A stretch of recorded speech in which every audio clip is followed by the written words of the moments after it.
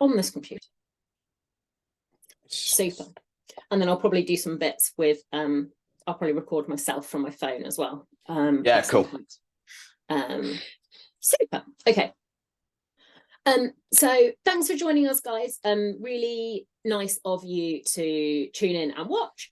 So I'm going to have a chat with Toby today about having rescues from abroad and sort of the pros and cons. A lot of you will know sort of my views on it, that I'm really not keen on having dogs from abroad for a variety of reasons. I work with quite a lot of them and they're awesome dogs, but there's lots of issues to consider when we bring dogs in from abroad. So just for those of you who don't know, I'm Sophie White. I'm a veterinary behaviourist, and I have with me today Toby, who is going to tell you a little bit about himself.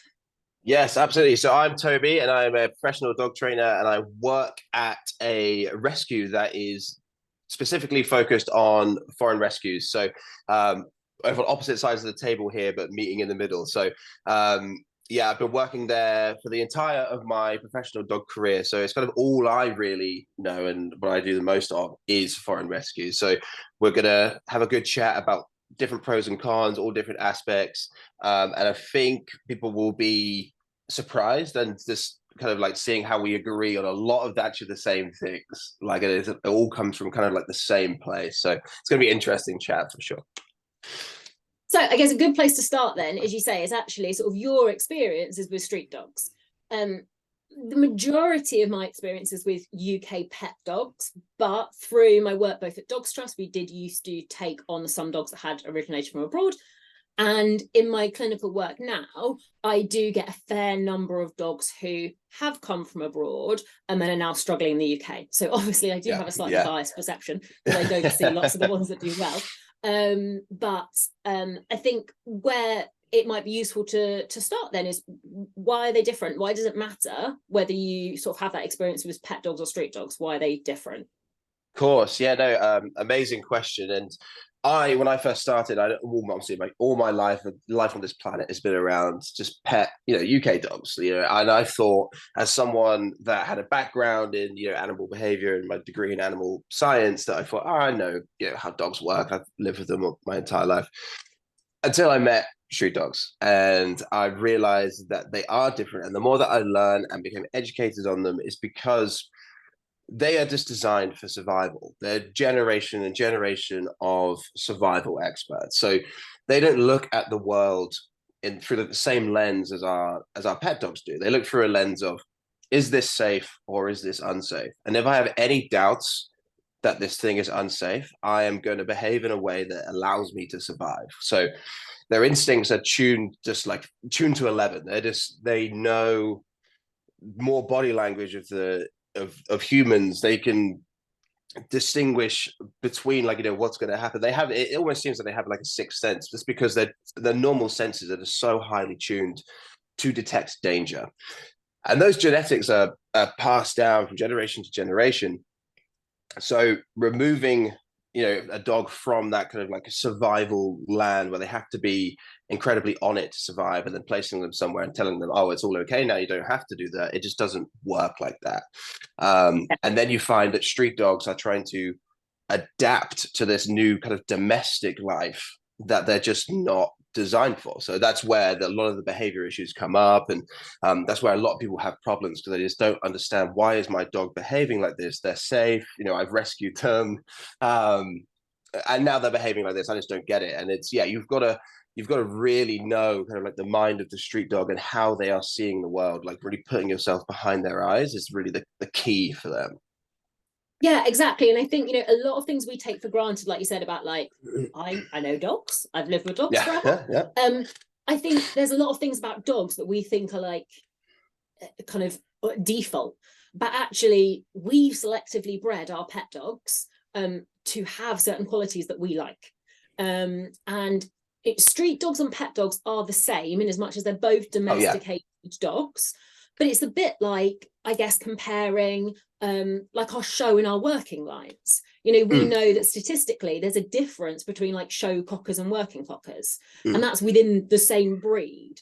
But one of those genetic lines has been bred very specifically to do a certain job, and that makes them really quite different from a dog that's been bred to do something different. And the street dogs are just the same. It's just we're not the ones breeding them. They're doing that themselves by natural selection. You know, if you're a rubbish street dog, you're probably not going to live long enough to be able to breed. And like you said, when you laughed about rescue, I think rescue is a really funny concept, because like, it's not to say their welfare won't improve, but from their perspective, they've essentially been kidnapped. Like, we think like, oh, we're doing something really lovely, and you know, we probably still are, but we have to consider that they have no idea what's happening to them. So, you know, of course they're going to be scared. And as you say, when they've already got that default kind of assumption of things are probably dangerous, I need to be really careful, they're not going to automatically think that everything you do for them is kind of kind and nice and good for them. So as you say, I think, you know, street dogs are a very different ball game. And I think, like you said about social skills as well, like they're very, very attuned. And I think like one of the problems I sometimes see is when they come to the UK, a lot of them find our UK dogs really rude. Yes, yes. Like, I think like they sort of have that air of like, I have way more social skills than you, and you guys are weird and awkward and in my face. And like I quite often see you know, those dogs that are dog reactive and they'd sort of been told they were friendly. And sometimes that is just because they're in a massively new environment and suddenly they're like, I don't know any of these dogs, I don't know this place. But also sometimes I think it's the fact that actually they're very sort of finessed and skilled with their social interactions, and they're used to just hanging around other dogs. And then suddenly we have our kind of UK pet dogs that are like, hi, talk to me, like running up to them. And a lot of them are just like, what the heck is wrong with you guys? So I think, you know, you should say it's about perception, isn't it? Like, just because your dog is, you know, someone else's dog is being friendly, from them they're probably like, that dog is being really weird, because it's just a very, very different environment they've grown up with. And although they've been around dogs and they've been around people, it's been in a very different way to how we expect them to interact and live around dogs and people. That's so true. And I like that you brought up the thing about how they find English dogs rude, because they really, really do. Especially when, you know, an English dog comes like you said, barring up like, hey, how's it going? And like the street dogs are just like, no, like that's not how we do things, kind of thing. And and the same with people, because people, you know, people like, again, this doesn't go for UK dogs either, because a lot of dogs don't have their space respected regardless of where they're from. But what I always say when I have new staff members start, or when I introduce dogs to you know, their potential families, it's always play hard to get. Like, just ignore, and just really give them that calm kind of like body language that's not confrontational at all. You're not barely even looking at them. You're letting them make all the decisions, and that's usually what happens. But that's the thing, that just how they interpret, you know, other dogs and people's body language is insane, and specific breeds as well, because remember, we have breeds here that are, you know, designer breeds and breeds that we've designed for their looks, and they don't have them where they're from. So, you know, our dogs with like no tails or the flat faces, there's a communication is completely gone. I mean, that goes for dogs within the UK as well, interacting with each other, but especially in places like Romania, where they're not going to see a French bulldog running around, you know, like. Yeah, and I think, you know, it is very much like cultural differences, isn't it? As you say, like, we wouldn't expect someone from a very different country to ours to just immediately fit in with our culture. And also they don't have to, like, but it's finding that middle ground where like they're comfortable, and they probably are always going to be a little bit different because they've grown up in a very different culture. And I think with our street dogs, again, thinking about from that kind of perception of, actually, this is someone who has come from a very, very different country and a very, very different lifestyle. Of course, everything we do here is quite weird. And, you know, we notice that between humans, let alone when we're bringing a different species over and they have no idea what's going on. Oh, yeah. So when we think about having dogs from abroad, and obviously this does vary where dogs come from. So you mainly have your dogs from Romania, is that right? Yes, mainly from Romania, Eastern Europe. And like, I know you're going to go into, there's quite a difference between where you get the dogs from.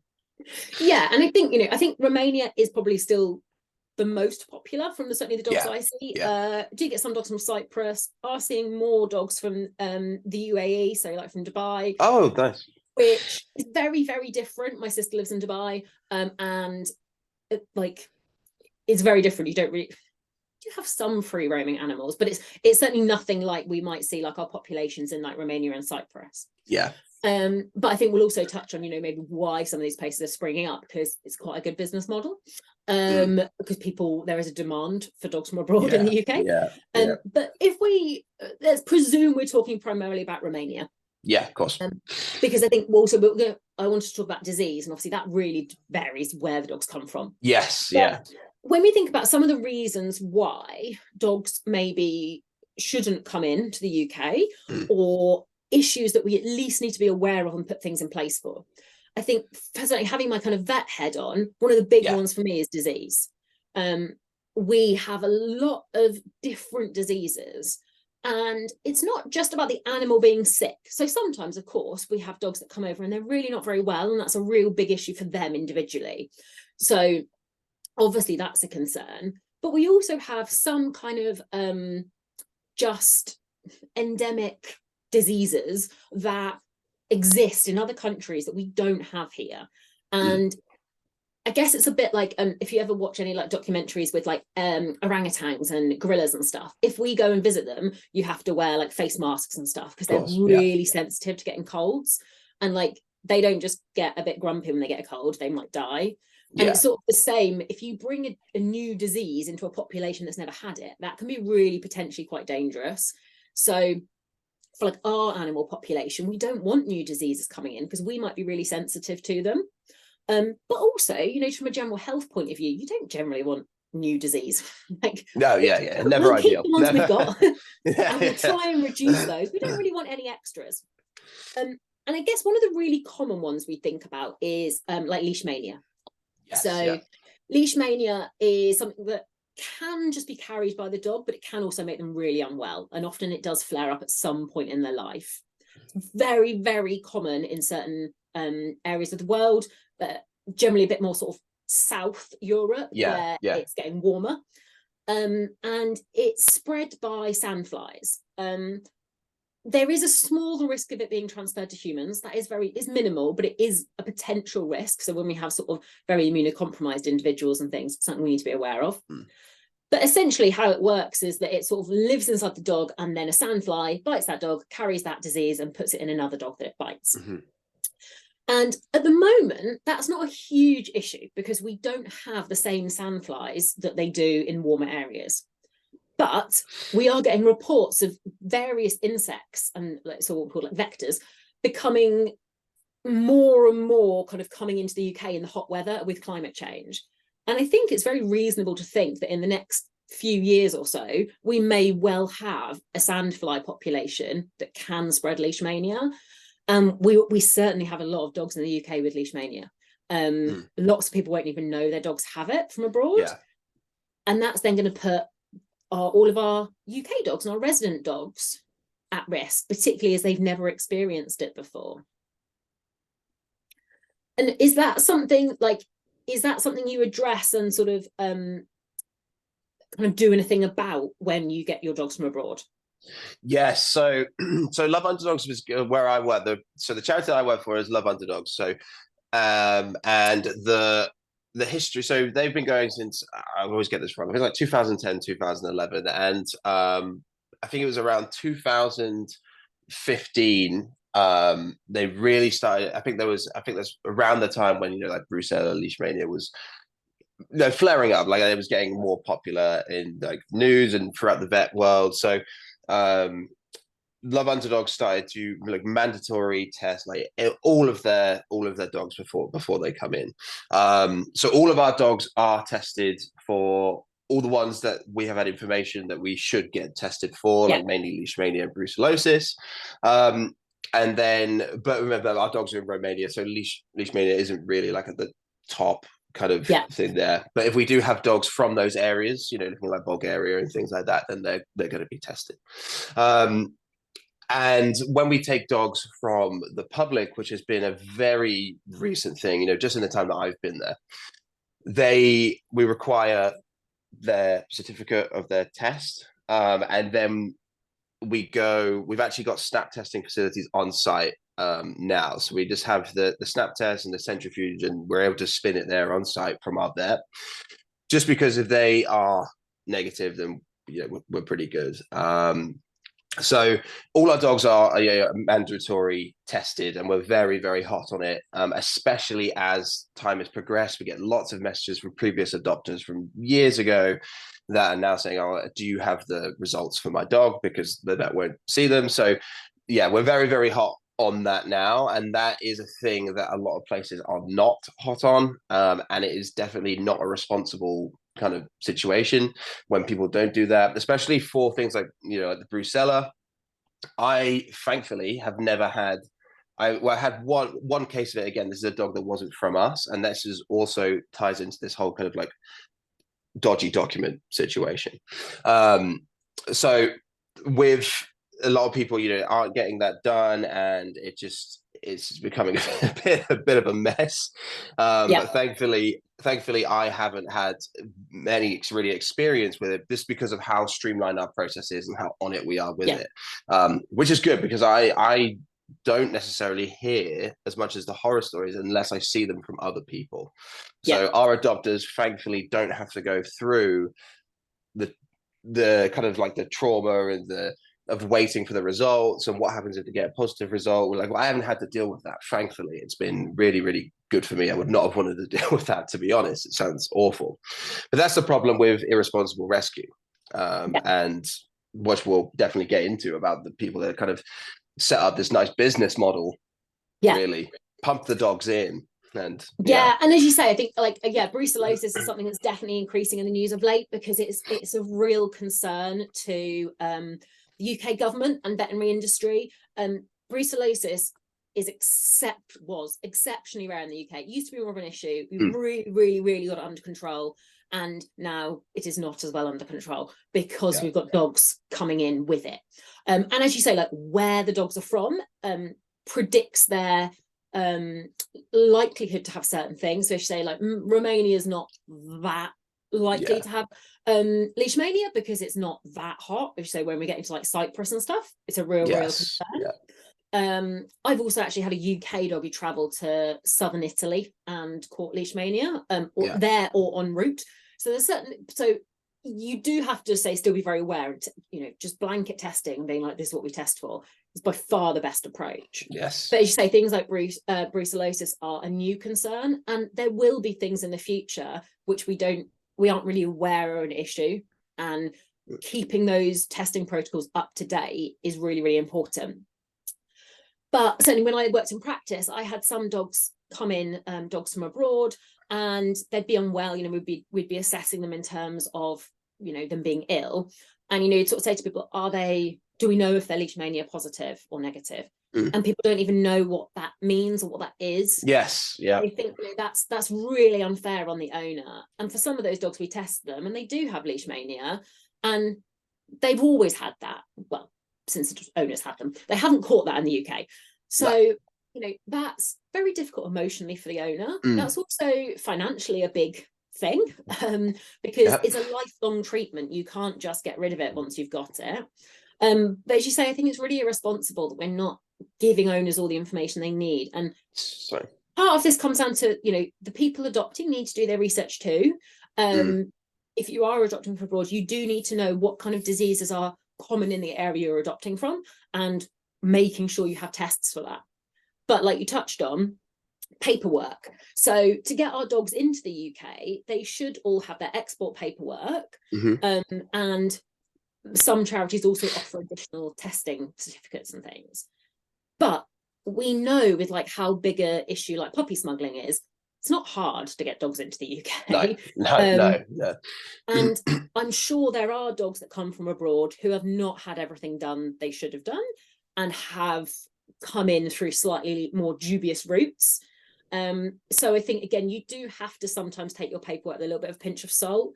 And I think if you're not sure, take the paperwork to your vets and ask them and get them to check stuff, because like your import paperwork and things should be stamped in a certain way, and it should have an identifiable code of which vet stamped it. And I think, knowing that is useful, because if you know there's any questions over the reliability, it means that actually you probably also need to question some of the other things. So are they really leishmania and brucellosis negative? Maybe it'd be sensible to recheck them if some of their other paperwork is a bit dodge. Yeah, so that's why we started doing even if we get a dog from the public and they've got that certificate, we're retesting ourselves, like regardless. And talking about leishmania, we did have inside the I've there was been one dog that did start to show like the actual symptoms of leishmania and was actually suffering from it. And that was again a dog from somewhere else, and that was because most of our dogs came from Romania. He came from Croatia. So as soon as his case came up, every dog that we had in the kennels that was from a more susceptible area to leishmania, they were just instantly full blood tested. Like it was just there was no kind of like chit chat about it. It's like it was just, it has to be done. It's mandatory. We've got to get this done now. So that's all done as well. So that just, as these unfortunate experiences have come, more and more testing that comes into play. But the good thing about Love Underdogs and what kind of separates us from everybody else is the fact that when we get these changes, and as soon as we learn something else, it's like boom, we're in action now. Like we're getting it done, and we're hoping that one of the aims of our charity as things progress is that Love Underdogs becomes a bit more of a pioneer for other places. That's kind of like one of our goals is one, yes, to provide the dogs with the best care and support that they can get, but it's also to provide again for in situ as well. So we do lots of stuff in country, which is fantastic, but also to provide, just be like a kind of role model for other charities that do a similar thing here, because we have often picked up the pieces of other charities, just as UK charities are having, and people like yourselves are having to pick up the pieces of people getting dogs off a van on the motorway. We're also having to do that in our rescue. So, and I think that's a really nice kind of segue, because I guess our other kind of big discussion point, the next one, is welfare. What does it really mean for the dog? Like we said, they don't know they've been rescued as far as they're concerned. They've been kidnapped. So from their perception, what is the welfare like being taken from where they are currently and transported to a new environment?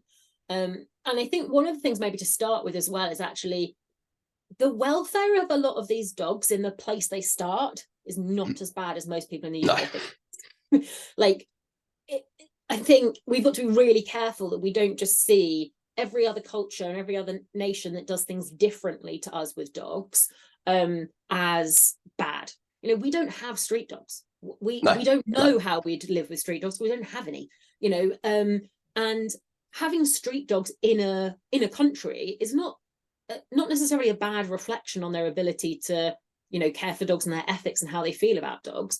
There's lots of places with very happy street dog communities that get well looked after.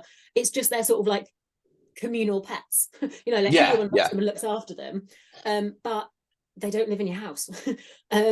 So of course there are welfare issues, and like I think just before we started recording we touched on issues in Ukraine, and obviously huge numbers of people and pets being displaced, and then there is no one to look after any of those kind of street populations either, and they kind of grow when they absorb all of the stray dogs that are then on the street for a prolonged period of time. But presuming that actually a lot of these dogs don't have overtly poor welfare, they just have a very different lifestyle.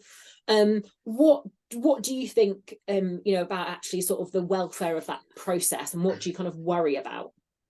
Because one of our process of getting dogs, we have a partnership with a shelter in Romania that we provide food, funding, education.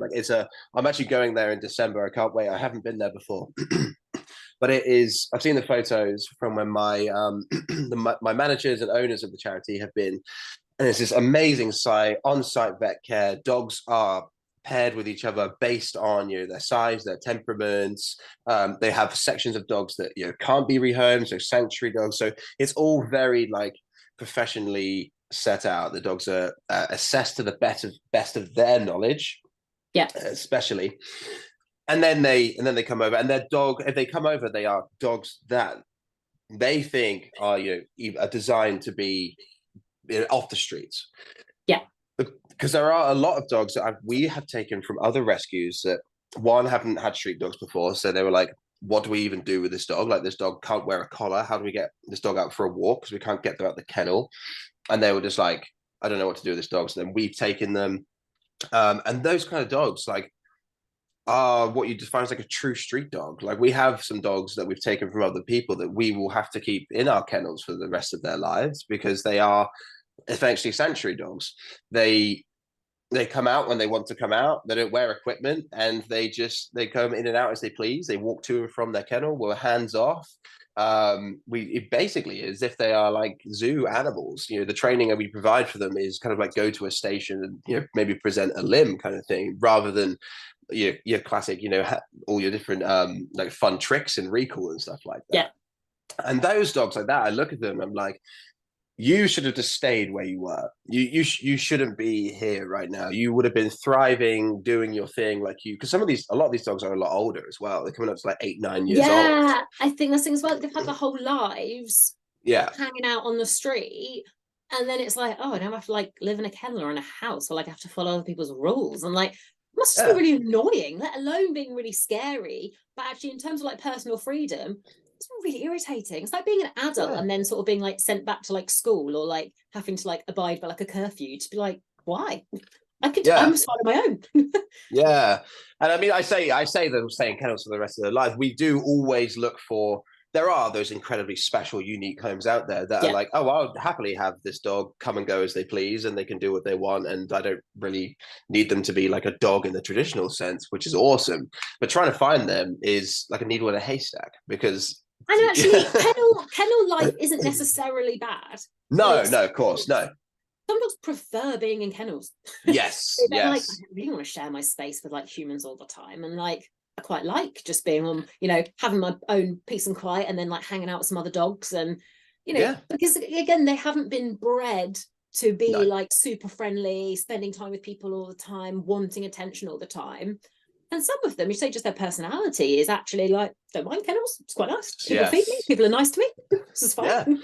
Yeah. I think a lot of the thing they thrive off, really, the dogs that love kennels, is like people aren't bothering me all day, because they settle in, because they're like, oh, you're going to walk past my kennel a few times a day and chuck me something tasty, and that's all you're going to do? Brilliant. I can get used to this. Like, I'm safe here. I know the routine and the meal times. What I always find fascinating about our dogs is we're located next door to a boarding kennels, actually. So people bring their dogs in on holiday next door to us, and their kennels are extremely loud. Our kennels are loud at specific times of the day. When we come in, they hear our cars come out, the front gate opens, erupts, and like, oh yes, the humans are here. They know it's walk time, activity time, and then when it comes to our break time, and we all kind of like go down out into another area, it's like a graveyard. Like, it's just completely silent. And then we come back up and they erupt a bit more. And at the end of the day, when we leave after they've been fed and had their last toilets, all the dogs are in bed. They're all curled up in bed. Like, there's not a peep coming out of them when you leave. They are all curled up in bed. I just think that's absolutely fascinating that all these dogs, and then you got the next door dogs that have been left from like holidays and things like that, and they're just barking incessantly. And I just think it's incredible how street dogs, when giving a safe space like a kennels that is going to do them well and take their needs into account, they just adapt to it very well. And that's kind of the model I try to replicate to people that adopt our street dogs, is like kind of replicate our model here of that no pressure kind of situation. And so, as you say, some of these dogs are kind of like true, proper, like good street dogs, and they're obviously very successful at being street dogs. They don't need to be in the UK. They probably would be much happier being on the street. But presuming, and we'll talk a little bit about like suitability as well, but presuming we're picking dogs where we think actually like they actively seek out people, they're not very good at living on the street. They'd actually much rather sit on someone's sofa. So presumably we've got dogs who we think actually will do well in a home environment. They go into a kennel. in Romania, which obviously is a change, but at least it's, you know, a kennel where they're getting as much, they've got as many facilities and education as possible, which is great. And then for a lot of dogs that come from abroad, a lot of them will get in a van and come all the way to the UK, and either then go into a foster home for a couple of weeks, or they will get picked up from the van by their new owners. And like we said, lots of street dogs quite like kennels. They're like, but they don't have, a lot of those dogs don't have that when they get to the UK. They've been in kennels, they've lived on the street, and then they kind of rock up and go into a house. And that is a huge change. And they've had that very long journey, which can be very traumatic, considering most of these dogs will also, well, probably all of these dogs will never have been in a van. Until someone took them off the street and put them in one. That's a huge amount to deal with. You say everything's new. You're being handled by people, which doesn't really happen. You're confined. You have to sort of follow other people's rules. It doesn't normally happen. Everything is new. Like the sounds are new. There's a radio on. Like all this stuff that like you've never really experienced. And certainly I find a lot of our dogs that come over in that way do show signs of sort of post-traumatic stress, where they'll often be that kind of honeymoon period where they're just like, I have no idea what's just happened to me. I'm just going to like creep through life trying to work out if I can survive, or whether something terrible is about to happen. And for some of those dogs, they show continued signs of sort of post-traumatic stress, like severe phobic reactions. Like dogs who won't even walk past a parked transit van on someone's drive. They won't go in cars, and they 100% will not even look at a van. And I think, you know, that gives that kind of reflection of actually that's a really traumatic experience for them. So I guess, what do we need to consider when we know we've had a very traumatic experience, and what can we do, and like what maybe do like Love Underdogs do to try and reduce that? We accept it's always going to be stressful, but what can we do to minimize it, and what do we need to kind of take account for if we do have our dogs just kind of turning up in our home? Yeah, definitely. Like it's such a I always think, like, because I've always never known Love Underdogs, and then the more I learn about other overseas rescue, like bringing dogs over, I was just absolutely like, this seems insane for a dog just to travel somewhere. And there's just how the people are like, oh yeah, I just met them like in a car park. And I'm just like, that just sounds insane, because all I've known of UK dog rescue still is you go and do the visits. So I was so that is, and I'm trying to say, because I didn't really, my rehoming experience was all through UK rescues. And like when we actually had, there's a lady in the next village to us who's quite an elderly lady. She had another dog and she lived on her own, and she was rescuing a dog from abroad, and one of my neighbors just asked me for some advice on something, and I was like, they want the dog? She was like, no, they just bring it over and like drop it off. And I was like, to an old lady that lives on her own with another dog, and they've never met the dog. She was like, yeah. I was like, that's a terrible idea. Like, that's awful. Like, you know, you're just like from like a UK rehoming thing, like you would, that's terrible. Like, how do you know if it's going to get on with the other dog? How do you know if it's going to get on with the lady? What risk that poses? Like, there's massive differences, which I say, I think for lots of people, if they haven't adopted from the UK, maybe they don't realize that's such a big difference. But yeah, I think just like never meeting a dog when as an adult is bad enough. If you're then putting a dog into a home with children or with people that are vulnerable and with other animals when they've never met any of them, I think it's probably because they're so shocked when they arrive that usually there's no immediate disaster. It might start to come out later, but I think probably because they're very traumatized, maybe they just sort of take it in for a little bit.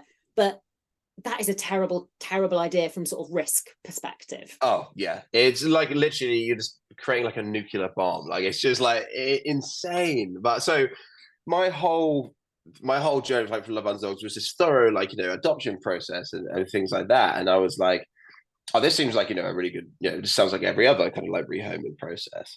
And that's what we do. So the dogs come into kennels, they are assessed for not a generalized period of time. So our dogs will be assessed for as long as they need, and they are also medically assessed, and any medical treatments that they need will be carried out. But being able to have that kind of period where we have a team, we have quite a large team for a rescue. Actually, we have about 10 people now, and our max dogs that we can have are 35. So there's quite a lot of staff per dog, which is really good, which is really, really good. So being able to have obviously a very mixed team, both we're all all different people, all different shapes and sizes, etc. So it's great to see how dogs behave with all different people and seeing their preferences, seeing who they're more like shifty of, who they gravitate towards, and also having obviously the dogs there present, albeit in a more stressful environment. So you have to take everything with a pinch of salt. You do get to see how the dogs generally behave around other dogs. What are they like between two paddocks, when there's a barrier between? You get to see all these things. You get a really, really good clear picture of the dog. And at that point, you can get the right home. You got to match. Then it's like doing the matchmaking for the homes.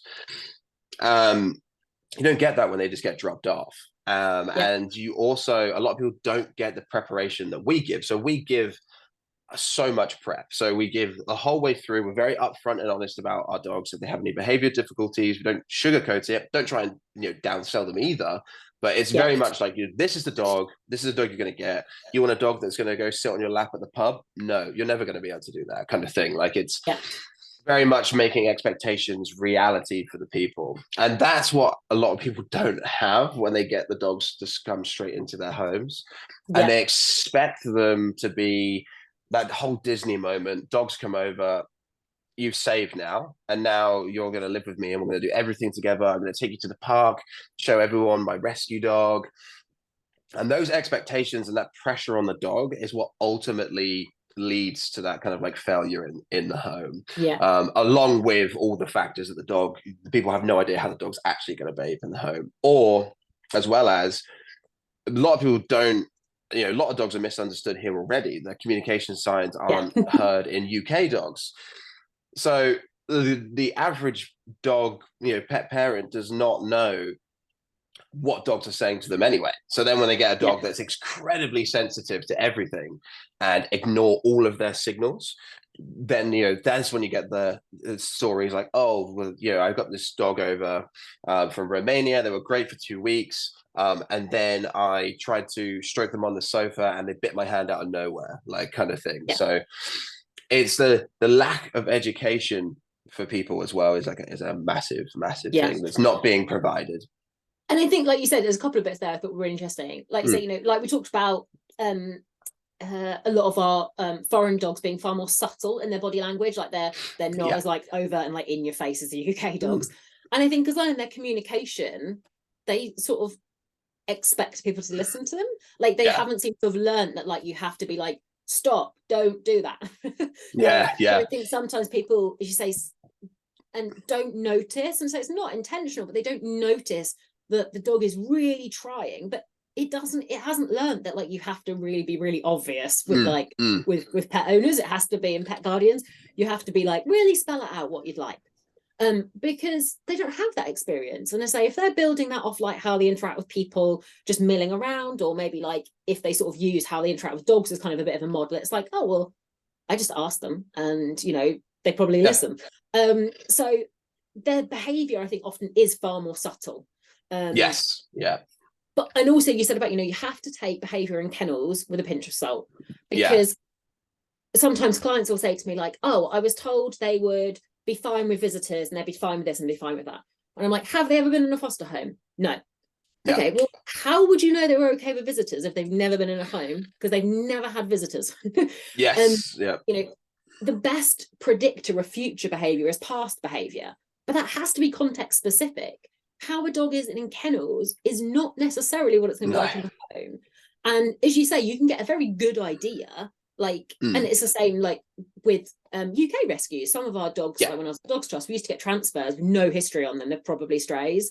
All the information we have when we rehome is what we've got in kennels. But we would make a very big point of people knowing we don't have any knowledge of what this dog is like in a home. It's like, I guess, when we rehome like our racing greyhounds. This dog has never been in a home. This is what they're like now in kennels. hopefully they'll be similar in a home. Yeah. I think, you've got to be honest and transparent about that and support the people. But I think it's when people are sold that image of, oh no, we know what they're going to be like. You don't No, know you what they're going to be like in a different country, in a different environment with different people. You can only make kind of an educated guess. Yeah, it's so true. Like people also, they're like, oh, my dog's going to be good with kids because here's a photo of them in wherever, like Ukraine with a child kind of thing. And it's like, it just because you've seen a photo of something doesn't necessarily mean that, because a great example are the dogs that are in my care and the care of my team. We have dogs, with extensive bite histories, extreme sensitivities, often the last place stop for them. They would have been euthanized if they didn't have anywhere to go. But for us and our team, like we go in, day out, and it's just like standard day-to-day stuff. Like we know to read all the dogs are very good with us. We introduce them to someone new, and that whole dog's character is completely gone out the window. The dog that you were just rolling around with in the kennel, play fighting with, going face to face with them, and they don't care, and they're nibbling your nose, and they're actually genuinely like very happy to do all this trusting behavior with you. They're not going to do that with anybody else. And it's just a reflection of that. Yes, the dogs that in kennels can be completely different. And even on a more positive note, I've had dogs come in. We had a dog come in from Hungary called Tia, and she was in kennels the most dog reactive dog you could ever see. Like she's a little Dachshund, so like she was a Dachshund cross. Shouty. Dachshund cross, and she hadn't been on lead before as well, which is another thing. Being restricted is a whole thing. But even dogs that she would see in the paddocks, she would go absolutely berserk at. Put her in a home, because she was actually a dog that loved people so much that she craved was humans, but she wasn't getting that. Put her into a home where she was like felt more safe than being in kennels, surrounded by people, getting that attention she wanted. Absolute angel with other dogs outside, on lead and off lead. Like, so that's how that kennel environment, again, in a more positive light, it's not always a true reflection of who they are, especially with all the stress that's thrown in. But most of the time, it's where they feel, if they feel safe in kennels and they go to a home they don't feel safe, they are going to be a completely different dog. Yeah, and I think, as you say, I think it's preparing people for that. And like you said, actually you talked about like rescue backup and having that that support going forwards. Is lots of places that bring dogs over from abroad either have very generic behavior advice, because the people that are offering the advice have never met the dogs. That's very hard. And they can do their best, but it is hard if you haven't met the dog, you don't know the dog. It is much more difficult, or they don't have any. And most of those do not have a physical place the dog can go. No. So say if you have a crisis, a lot of rescues that bring dogs from abroad don't have anywhere for them to go. They'll try and get them into a foster, but if you've got a dog that's showing serious behavior issues, they're not likely to have a foster who's able to take them, and most of them don't have a physical place for them to go. So I think, again, sort of in terms of risk, but also just in terms of like support, the fact that that when your dogs go out, you know them, so you can give them personalized support, but also there's always somewhere they can come back to. Like, exactly, if it really doesn't work, there's someone that can help. And that is not the same in lots of places. And I appreciate not every UK charity does that either. There's lots of UK charities that don't offer rescue backup and support, but certainly all of the larger ones will always strive to. And I think wherever you're adopting from, making sure there is backup support and potential to take the dog back if needed is really, really important. Yes, definitely. That is one of the things we really do pride ourselves on, and that's what we get the most kind of positive feedback on, is that we are like, as soon as a dog is adopted from us, that support is as if they are now like my clients. So I handle the behavior and the support from here on out, and all the way up to I'm always prepping them for it. So they have me, just like as they're my clients now. That's that. But also that rescue backup, because there are times where it is so from our perspective, because and I'm sure you're aware of this as well, like when you're dealing with people, and especially with rehoming, sometimes people will go through the whole process and it's absolutely fantastic. They are seen like the best adopters and they're incredibly suited to that dog. And then they get the dog and they're like, actually, no, I'm struggling with this, and this, it's easier for us to go, oh, we can just take the dog back. Like, it's fine. Like, we can Yeah. just, the dog can come back to us, like it's chill. And then the people, sometimes I go, oh, thank God, like you said that, because that's all that's kind of been on my mind. And now you've said it, I feel so much better about having it. Because a lot of rescues will also like guilt trip people, which I think is also just incredibly toxic. Yeah, I've certainly had that as well, where it's like, well, there's nowhere for it to go. So it's that, or it gets put to sleep. And you're like, okay, that's not gonna help people feel able to cope and manage, is it? No, and it's not going to make them want to rescue from anywhere again, because a lot of people are put off by rescue because they have heard horror stories. I've seen like rescues put Facebook statuses up saying like, oh, this dog's been returned because this family didn't do this, and this for them, kind of thing. And it's just like very, very vile, kind of toxic behavior to do that. Like there's so many things that go into it. It's not so black and white. It's and so providing that rescue backup is essential. And speaking from experience with all the dogs that we've taken over the past 3 years, we are, for us as a charity, we have dogs in a shelter in Romania that are ready to go into homes that are more designed for a home life. Because remember, a lot of street dogs are true street dogs, but a lot of street dogs are abandoned pets. They've kind of joined that kind of population as they've gone, but they're not really street dogs, so they're strays that just hang out. Yeah, like that Tia that I was talking about, that she would have been a classic example of that. That would have been like a dog that was just relinquished somewhere onto the street. So remember, we've got a lot of dogs that are waiting for homes, and because of the other organizations that aren't doing the rescue backup and aren't providing support, we're then hit with these emails about, I've got this dog from Romania, no one will take them, and the rescue won't take them. They'll put them to sleep, and then we are like, having that empathy, wanting to like help as much as you can. Obviously, we can't say yes to every dog, of course, but when we've got space, we will. Our dogs now are sitting there waiting patiently to come into homes and staying in a more stressful environment because they're more designed for homes. So it trickles over into many, many different aspects of rescue in general. And I think there are other issues, more about ethics as well. Like, I don't really think we need them here. But also, as you say, actually, if all the dogs that had come over were really suitable for the UK, like that would be very different. As you say, suitability is really important. Do those dogs actively seek out human attention? Do they are they comfortable meeting dogs they don't know, or at least seeing dogs they don't know?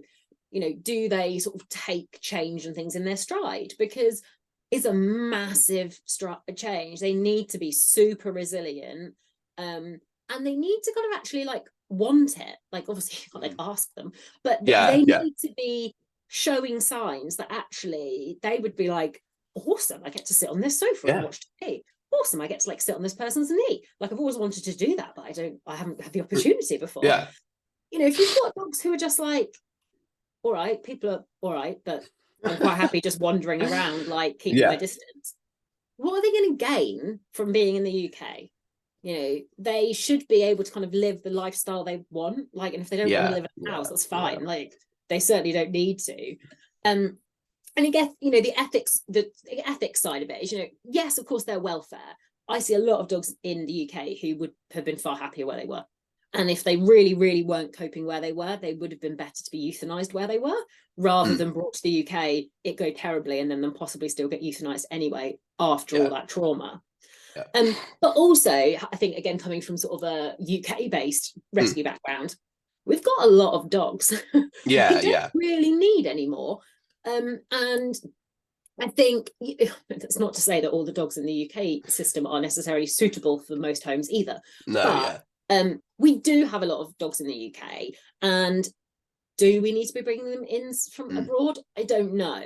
But I think one of the interesting things you mentioned during COVID was reasons that people get dogs from abroad. So for me, I think there's often two reasons. One being that people feel like they're making a bigger difference. Yeah.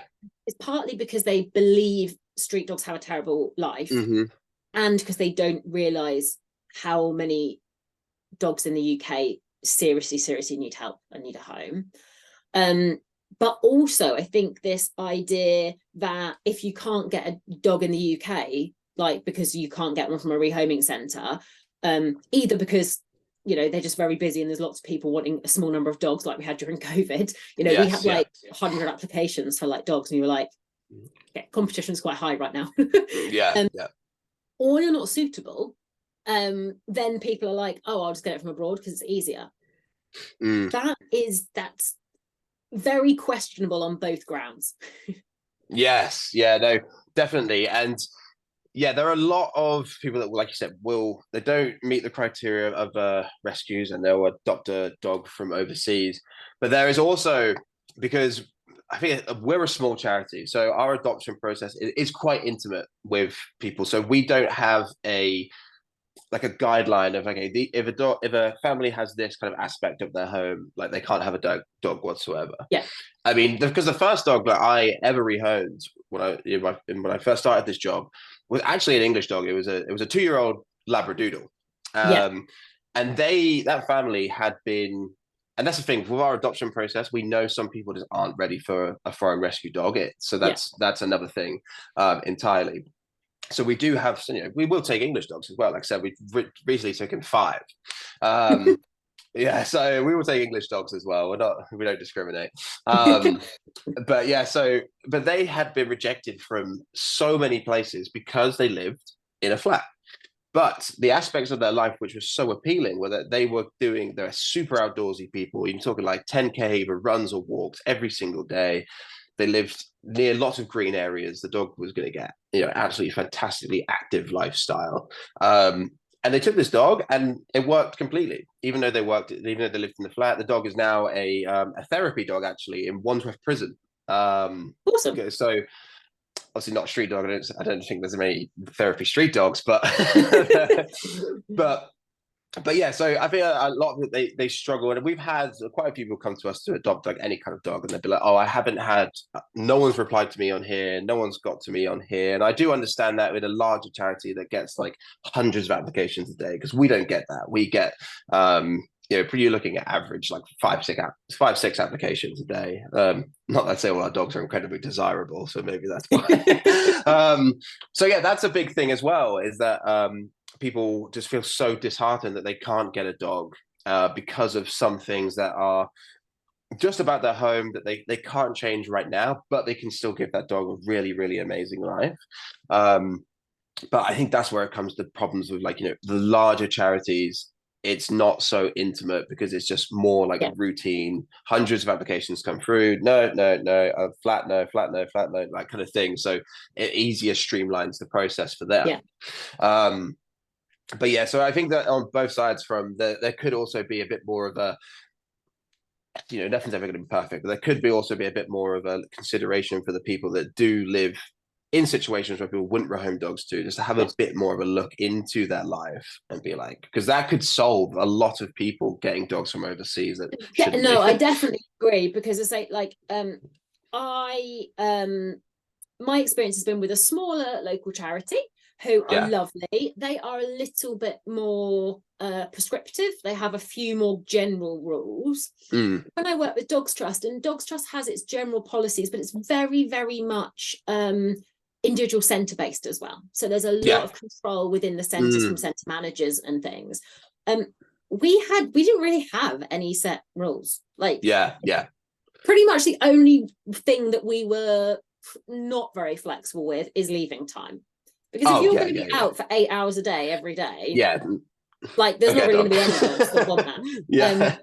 So but if people said, I work 8 hours a day, 3 days a week, but I'll get a dog walker, of course, and we've got a dog, maybe like, sometimes dogs like our sorry, hopefully you can't hear my dog barking in the background. Sometimes if you've got dogs like our retired racing greyhounds, where actually they're used to spending their day on their own anyway, like dogs like that we then might consider, but they have to have plans in place. But you do sometimes get people who kind of give up trying because they're like, well, I've tried. People say like, because I've got kids under this age or what have you. But also I think those people need to be aware that if you have limiting criteria, so say like you've got young children, or you're out for quite a bit some days, or you live in a flat, you have to listen to what people suggest might be a good dog for you, rather than necessarily being like, I want that dog, and you're like, you can't have that dog. Of course. So it's definitely that balance, isn't it? But as you say, I think having that smaller approach is really helpful. But as you say, I think also, like you said, realizing that maybe some families aren't ready for a street dog. I think that's really important. Just because you want a dog and you can't get one, getting one from abroad is not an easier route to get the same. Like, you get a very different dog that way. The things that they want a dog for in the first place is that to go to the park, be social, go to the pub, have the dog interact with kids, for example. Kids is a big one. We generally don't rehome to kids just because our dogs have mostly got bite histories, or they're just too sensitive to be with kids anyway. If they don't have a bite history, it's not going to be fair with a dog to be running around with a bunch of children. So but it's like having all those things, it's getting a dog from abroad, you say, is very different to adopting a dog in the UK. And I think that's what people kind of have to realize, isn't it? It's not just an alternative like route. Like, it's not just like ordering one from abroad rather than getting one from down the road. You get a very different product. It's the same thing. We still get, even for our street dogs, and I'm sure you would have seen this time and time again as well, because there are some people that apply that are literally just like wasting your time. People that put, what more information can you give us? Oh yeah, we like the look of this dog because they are, they're 6 years old. Don't have to do any toilet training. Won't have to do any training for them. So they're just going to come fit straight into our home. And it's like, just because they're older, regardless if they're UK or a street dog, does not mean that you're not going to have to do any work. That's not what getting a rescue is. No, exactly. And I think you say, preparation, like you do, is really important, I think, because most people, unless they have direct experience, don't know what getting a street dog is going to be like. And I think having that preparation, meeting them before they're literally in your house, really, really, really important. And I guess, we've touched on quite a few of these things, but we're thinking about, what are those good signs? If you're going to adopt from abroad, what are we looking for? So really, as you say, we're looking for rescue backup, aren't we? Yes. Medical checks, and actually taking time to do behavioural assessments and matching. Yes. And really, I can't think of any. I don't think I'd ever be comfortable with the dog coming straight to your house. No, never would do. That's just a recipe for disaster. Even though saying that, my girlfriend does have a dog that came straight from, and and her dog, it did come straight from Ukraine, and thankfully she is amazing. She's one of these dogs that is designed to be in a home. She's absolutely fantastic, great dog skills, wary of men standards, has like the triggers, people carrying big bags, for example, getting a bit more time to get used to different stimuli, but jumps straight in the car, travels well, sleeps on the sofa all day, goes out for a couple of walks, doesn't want to go for massive strides, perfect recall, off lead all the time. Like, these are things that a lot of UK dogs don't have, but that is a needle in a haystack. And my girlfriend now, like, she wouldn't adopt a dog like that again, because she is actually the adoption coordinator of where I work now at Love Underdogs, and she does the adoption. So her experience now is like, I would not do that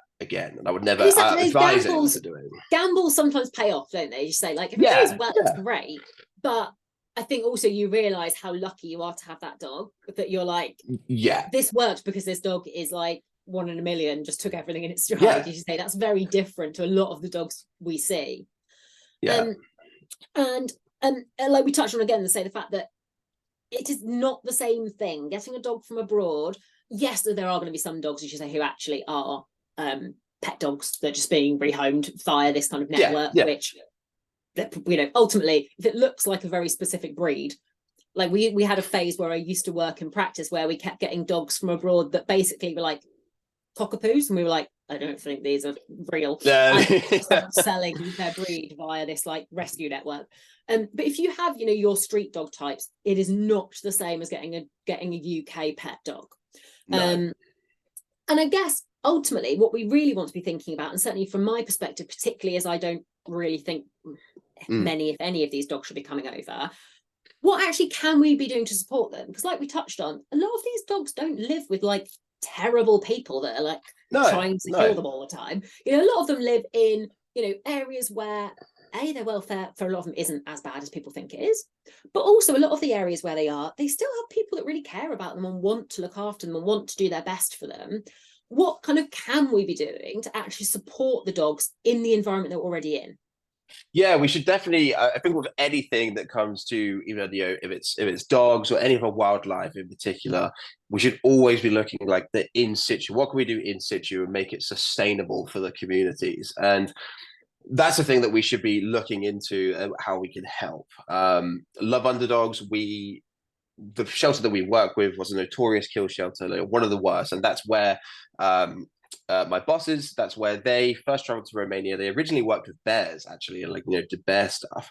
That whilst doing a tour of Romania, they came across kill shelters which are absolutely, you know, insane. You know, like just dead dogs everywhere, all on the floors. You know, routinely grouped, euthanized. Right? They saw that and wanted to make a change, not to be like, okay, now we're going to have this savior complex where we're going to take in all of these dogs now and put them in the UK. We're going to change here. We're going to help here. So that is now, you know, no longer a kill shelter. It's it's an amazing place. You're on a great bit of land. Like I said, they're very educated, and what they do now is they will take dogs from kill shelters and they will house them there, either for sanctuary or rehoming.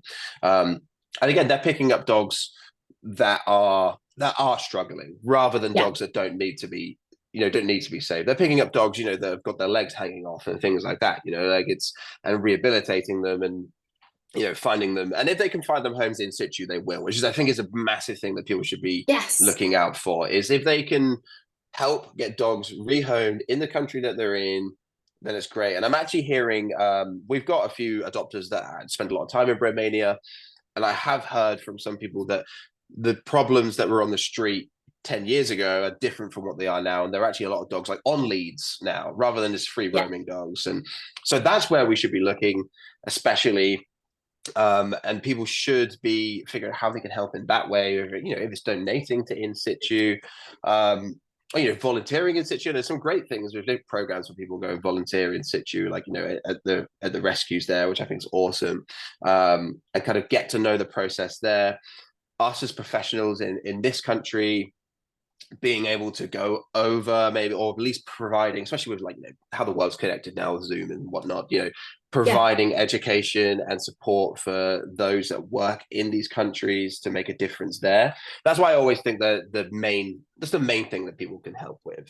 And then also doing thorough research into, like what we've said, you know, what we should be looking for, the rescue backup, the rescue support. The dogs are being tested, dogs are being neutered as well, because I've heard of charities that are bringing dogs over, not having them neutered, and then telling the people they get money back off their adoption fee if they get the dog neutered themselves. And I just think that is so irresponsible for many reasons, for disease, but also because we don't want those genetics in the gene pool. Like, no, as you say, I think that's super important, isn't it? That's like, it's really not very fair from the client's perspective, because most people probably will want to neuter their dog, and then they have to pay for that.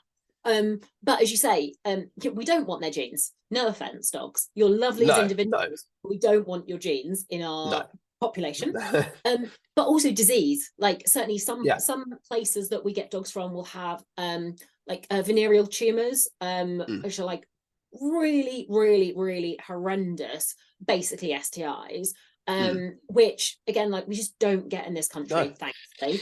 And we really don't want that. You know, there's certain diseases that are far more transmissible sexually. We don't need any of those antics. And as you say, you know, they should be neutered, they should be vaccinated, because again, to get into the country, you don't have to have like vaccines for the dog's benefit. You know, they should be fully vaccinated, they should be neutered. Make sure your microchip can be registered in the UK. Many issues with dogs that are microchipped to some Romanian database that no one can actually get hold of or speak to. You know, those are all the really practical things, aren't they? But like you said as well, I think if people want to help, dogs in other countries, you don't have to do that by bringing the dog to you. Yeah, you know, true. You can support. It's just like how we support, provide aid in any other situation. We can do that by supporting local organizations that know the area, that understand those kind of cultural differences. People can do a really good job and really improve animal welfare without doing it the same way we would in our country. And as you say, if you want a dog, there's loads in the UK. You can have a UK dog and you can still really, really support the dogs in Romania or Cyprus or wherever. Yeah. I think we have to accept that our life is not necessarily where every dog wants to live. Yeah, of course. And that's not because we wouldn't love them, but you can't just love a dog and hope that that's going to solve all of its problems. So as you say, I think when we do get dogs from abroad, we need to be super, super careful and support these more reputable charities that are doing everything they should be.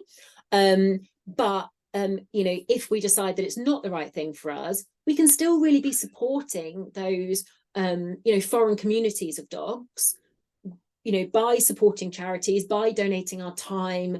All those sort of things are really, really valuable and will go to help improve kind of animal welfare globally.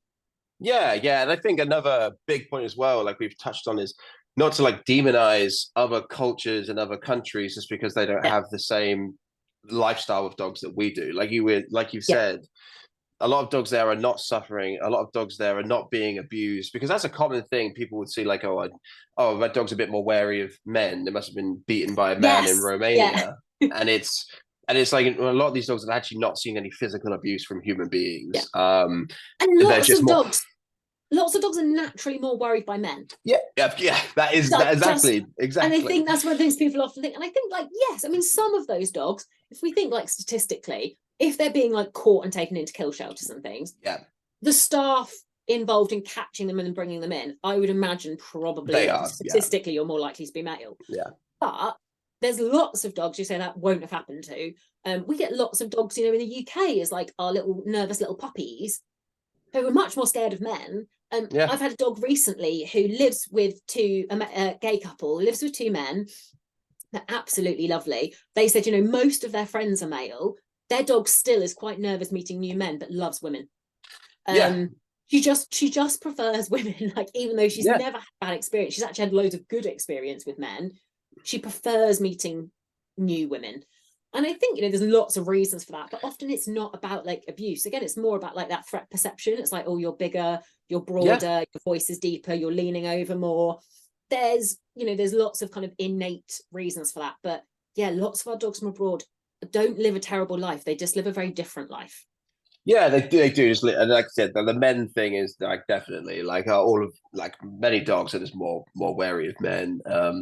Men also have a bit more of a thing where they love to stare at dogs quite intensely, especially if they bark or anything like that. So, and it's just like, we can't just assume that because a dog is in a different country that it's being abused, because that just really takes a lot away from that country in particular. I think that's something that we do quite a lot in the UK, is like, well, this country doesn't treat dogs how I do. So like when I first encountered street dogs, village dogs, is when I lived in Thailand, when I was working with elephants in the forest. So I lived in a rural village.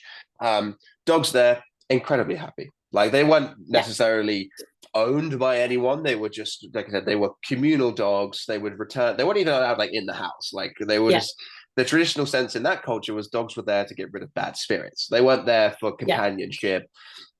Dogs were amazingly happy. Like, the dogs were, if you said, when I was calling friends back home or whatever and saying, oh, these are the dogs, they live like, they live outside, they get fed the scraps, and that's like about it really. They free roam all day. People are like, that is horrible. Like, how are people treating their dogs like that? And I'm like, the dogs are happy. Like, these dogs are the chill. dogs really like it. And you just like supporting those sort of communities would be focusing on, maybe, as you say, like educating the people about how to monitor their welfare, maybe making sure there's provision that if the dogs are unwell or injured, how can we make sure there's some kind of minor ailments that actually they could get better from really quickly if we actually could do something for them. Our focus should be much more on that than, as you say, like ruining their nice life living in the forest, hanging out. Exactly. It's about providing like because we did like a spay and neuter project. You know, we had Yes. I forgot who it was. It's a charity that does like these veterinary procedures for free. I can't remember who they are now, but you know, they came to the village. We set up shop like in the village hall, and I went around collecting dogs in the back of a moped in crates, and they Yeah. were all just like routinely neutered and spayed. So with the cats as well, because cats were Yeah. just, you know, lots of cats were inbreeding and stuff, so it just wasn't great.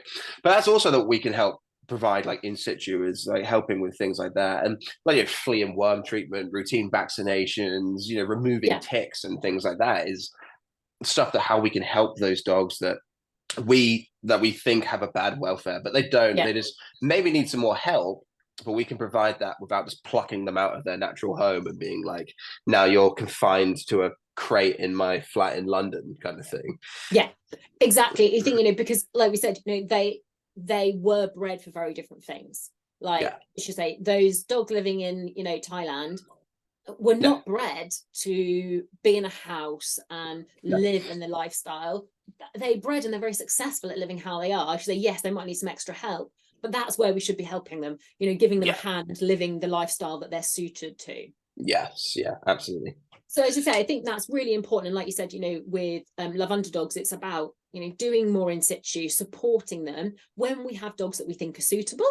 Brilliant. You know, there's people over here that want them and understand what they're taking on, and we're doing everything we can to minimize that stress. Then, you know, that's fine. As you say, but what we don't want to be doing is bringing over lots of dogs that aren't suitable, give owners a really bad experience, give the dogs a really bad experience, potentially carry disease, and, you know, from a biosecurity point of view, a really not good idea. And I think like a really interesting point you pointed out there was actually they sort of kind of clog up the system. That actually, you know, these are dogs who really don't want, like, they don't want to be here. They should be where they were, and they're stopping. It's not their fault, but they're stopping other dogs actually being able to come through. And I think, as you said, it's a really important thing to consider. So, you know, if you are thinking about adopting a dog from abroad, do your research and say be really, really thorough. And I think, you know, there is thankfully lots more information out there now. You know, we have more and more behavior practitioners that specialize in street dogs and have lots of experience. And I think you should say preparation, knowing what you're taking on. And I think, you know, making sure you're getting advice from someone that you can really trust. I think if people are kind of just telling you that the dog's going to be great for you, be a little bit suspicious. Yeah. They're Always... like, it'll be a perfect fit. That's probably not true. If, as you say, they're saying, well, they're a lovely dog, but like that is normally, you know, where you're probably going to get more honest feedback from. Yeah, it's always look for that honesty in a rescue. You don't want the rescue to be effectively trying to upsell you the dog. Obviously, the people they love the dogs, they want to get the dogs out, but they have to be very realistic, and that is what I always strive to be. From the initial, we have, you know, our thing does a application form, initial phone call, home check, video call, photos, etc., and then we go on to visits. All the way through, we are reiterating to people that this is what you're going to face. This is what you're going to have to work on. This is what we'll work on you with. But this is like the limit of your dog as well. Like this is where they're not going to get any further than that. And you have to understand that.